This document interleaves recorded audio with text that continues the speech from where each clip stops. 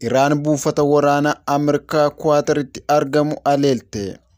Finfinnee Waxabajjii 16, 2017 Iraan buufata waraanaa Ameerikaa Kuwaataritti argamu irratti aleellaa raawwatte. Iraan buufata waraanaa Ameerikaa Kuwaataritti argamu irratti aleellaa misaa'ilota 6 raawwatte.